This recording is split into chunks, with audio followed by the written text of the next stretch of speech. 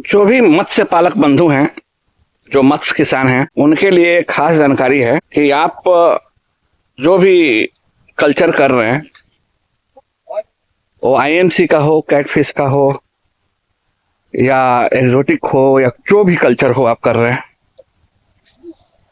सबसे पहले आप समझिए कि फार्मिंग में, फिश फार्मिंग, फिश कल्चर में आपको दिक्कत क्या क्या होती है। सभी को पता तो खैर होगा, जो नए हैं किसान उनको नहीं पता होगा कि फिश फार्मिंग में सबसे बड़ा दुश्मन है अमोनिया।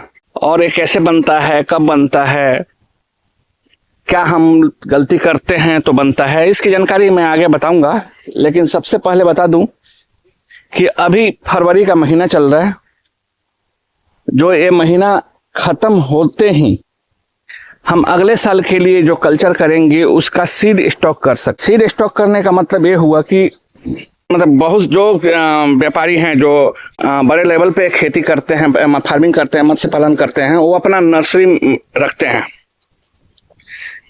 नर्सरी रखने का मतलब वो अपना नर्सरी एक साल पुराना बच्चा, पिछले साल का बच्चा इस साल नर्सरी से निकालकर अपने बड़े तालाब में डालते हैं। बड़े तालाब जिनको कल्चर पॉन्ड बोलते हैं। अब मान लीजिए कि कोई भी कल्चर पॉन्ड में बच्चा स्टॉक करता है। मान लीजिए हम कैटफिश की बात करते हैं।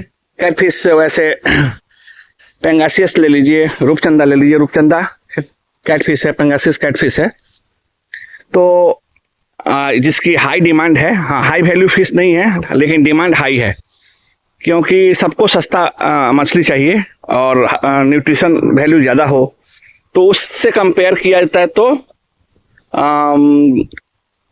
रूपचंदा और पेंगासियस, जिसको प्यासी बोलते हैं, जासर बोलते हैं, उसका रेट हमेशा सस्ता रहता है। वैसे पिछले 2 सालों में रेट बढ़ी है।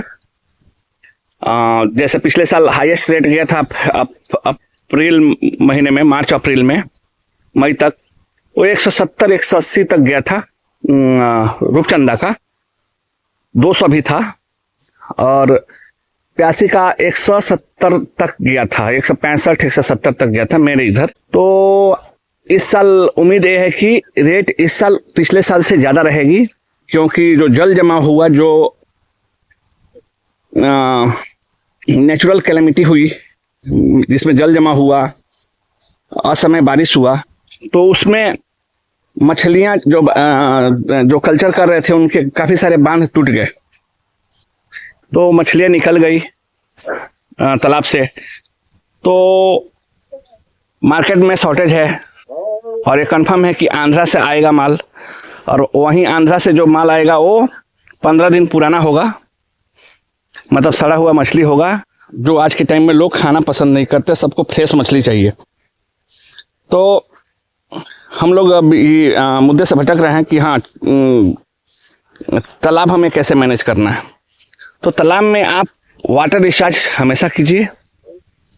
कुछ ऐसा सेटिंग रखिए कि हर दिन 2% 3% पानी आपके तालाब से निकल जाए। अगर ऐसा नहीं होता तो वीकली 10% पानी निकल जाना चाहिए, तो इससे आपका पानी साफ रहेगा। ओवरऑल बोलने का मतलब यह है कि जो भी हम मछली पालन बोलते हैं, तो हमें मछली नहीं पालना है, हमें पानी को पालना है। पानी साफ सुथरा रहेगा, भरपूर ऑक्सीजन रहेगा, प्लैंकटन रहेगा, तो मछलियां अपने आप उनका बढ़ेंगी, उनका डेवलपमेंट होगा। और हमने वाटर डिस्चार्ज नहीं किया तो फिर वही खर्चे, प्रोबायोटिक के खर्चे, चूना का खर्चा, फिटकरी का खर्चा, हल्दी का खर्चा, नमक का खर्चा, KMNO4 का खर्चा, ये सब खर्चे जो होते हैं ये 5 से 7% हो जाते हैं फिश वैल्यू का।